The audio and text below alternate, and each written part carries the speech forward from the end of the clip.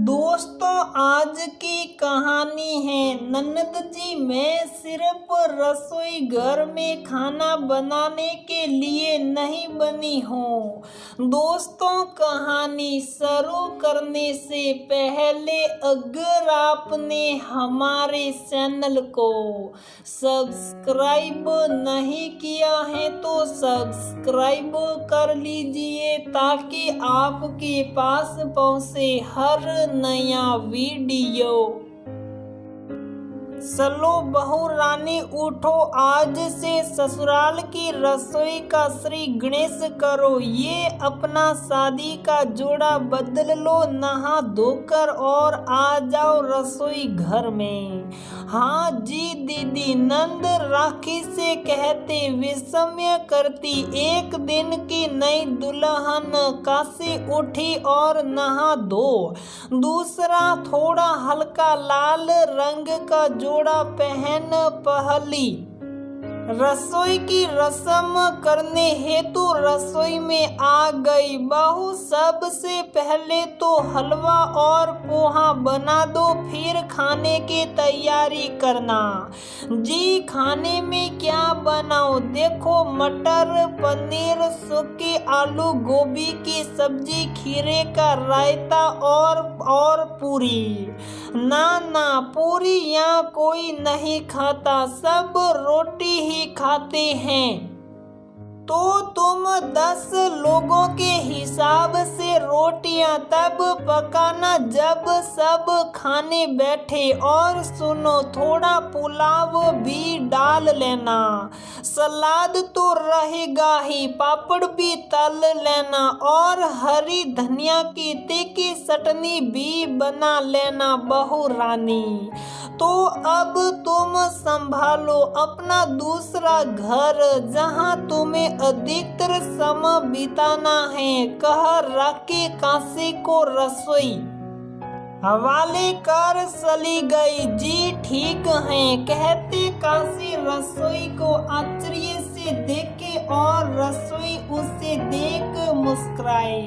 समझ ना आए कहाँ से शुरू करे, इतनी सारी चीजें बनानी और ससुराल के दूसरे दिन ही।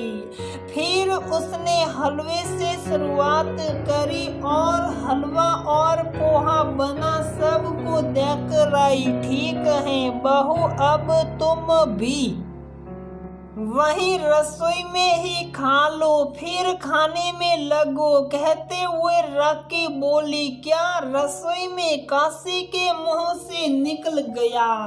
अरे नहीं बहू, राखी तो मजाक कर रही है। चुप रह राखी, तुम्हें जहां मन करे वहां बैठकर खा लो। साई अपने कमरे में, साई रसोई में। वो हमारे यहाँ नई बहुएं सबके साथ बैठकर खाना नहीं खाती। नेताजी काशी की सास राखी को चुप कराते इशारे से बोली। काशी को अजीब लगा, खैर अपना नाश्ता ले अपने कमरे में चली गई।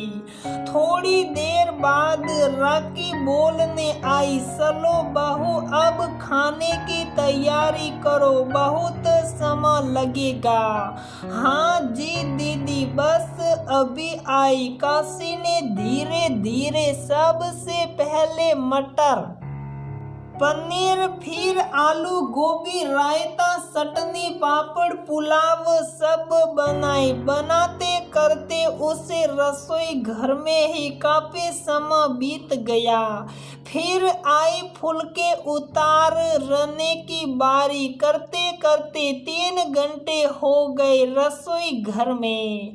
उसके बाद सबके जूठे बर्तन करते काशी का सारा समय रसोई घर में ही व्यस्त रहा। सब करके वो अभी दूसरा पहर समाप्त ही हुआ था कि झट शाम का पहर आ गया और रसोई फिर मुंह सिडाने लगी। साई की गुहार लगने लगी। काशी ने साई के साथ नाश्ते की भी फरमाइश पूरी की बनाते करते रात के खाने की तैयारी भी आ गई। फिर जूठे बर्तन मुंह से डालने लगे। काशी को सब करते रात के 11 बज गए। एक तो भारी जोड़ और ऊपर से इतनी गर्मी। अब तक काशी थक कर सूर हो चुकी थी, आंखें भी थकने लगी थी। जैसे ही सोने चली आवाज आई, बहू चलो अम्मा के पैर दबो, ढेरों आशीर्वाद मिलेगा। रखी फिर थकी हुई काशी को खींच ले गई और बिठा दिया नेताजी के पैर दबाने। काशी चुपचाप पैर दबाने लगी। सुबह तक जो मुस्कुराहट चेहरे पर थी, अब आंखें बंद होने के साथ फीकी पड़ गई थी। आंखें अब बिल्कुल भी साथ नहीं दे रही थी। थक हार कर थोड़ी देर पैर दबाकर दबी आवाज में बोली, मम्मी मेरे सर में दर्द हो रहा है, क्या अब मैं सोने जा सकती हूँ? हाँ ठीक है, जाओ। कल फिर सुबह जल्दी उठ रसोई घर में घुसना होगा। और सुनो दीपक, काशी के पति अभी तुम्हारे साथ नहीं रहेगा। हमारे यहाँ लड़की जब पग फेरे की रस्म कर लौट आती हैं, तब से पति पत्नी की नई जिंदगी की शुरुआत होती है। काशी कुछ सुनने के मूड में नहीं थी। तुरंत उठी और फटाफट से अपने कमरे में जा जोड़े के बोझे को खुद से हल्का किया और अपने बिस्तर पर लेट गई। लेटते ही दिन भर की थकी काशी को नींद ने अपने आगोश में ले लिया और उड़ चली सपनों की दुनिया में, जहां वो शादी का जोड़ा पहने नदी के पास अकेले खड़ी हैं, जहां वो शादी से पहले गंगा मैया के पास अक्सर ही अपना समय बिताती थी। आस पास बहुत से कबूतरों को दाना डालती। माँ बाबूजी तो बचपन में ही स्वर्ग सिधार गए थे। मामा और मामी थे जिन्होंने उसे पाला था। उसके लिए मामा का घर ही मायका था। केवल गंगा मैया के सिवा कोई अपना सा ना था जिससे अपने मन की बात खुल कर कहे। बस पूजा के लिए फूल सुनती, रोज घंटों समय व्यतीत करती। गंगा नदी से शायद जैसे भी भाव हो अपने मनोभावों को हल्का करती थी। आज भी सपनों में काशी वही पहुंच गई है जहां वो गंगा नदी से बातें करती कहती, गंगा मैया शायद आप मुझे अपने से कितनी दूर क्यों ना कर दो। मेरी सहेली तो बचपन से आप ही रही हो और रहोगी। सब बात तुमसे कहने की आदत है। मुझे तो दिन भर की सारी बात बताऊंगी तुमको। कहते आंखों से अकेलापन झलकने लगा। ऐसे सब के साथ बैठने के लिए नई बहू हो और रसोई में काम करने के लिए दूसरे दिन से ही बंदूक थमा दी मैया। हाथों की मेहंदी भी ठीक से नहीं उतरी थी। ये लोग बहू लाए हैं या काम वाली? कहते सारे दिन का हाल बता दिया। तभी अचानक ऐसा लगा मन से बोझ उतर गया हो।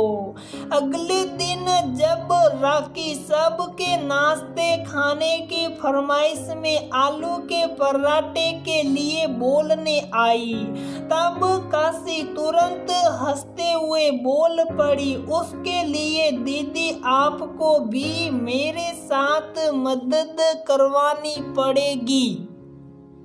जब मैं सब चीजों के लिए नई बहू हूँ इस घर में, तो फिर आप लोगों ने मेरे लिए ये रसोई घर क्यों एक दिन में ही पूरा नहीं कर दी। जब सब रस्में पग फेरे के बाद शुरू होती हैं, तो रसोई घर की शुरुआत भी पग फेरे के बाद ही होनी चाहिए।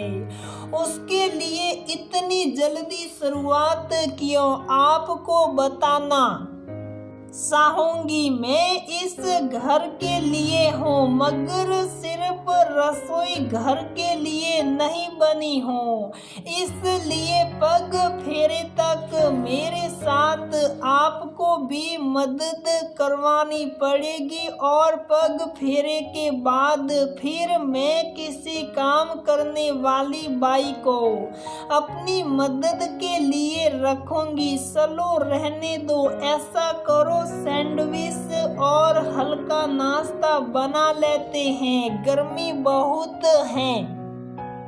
आलू के पराठे फिर कभी बनाएंगे। कहते हुए राखी फटाफट काशी के साथ नाश्ते की तैयारी कराने लगी।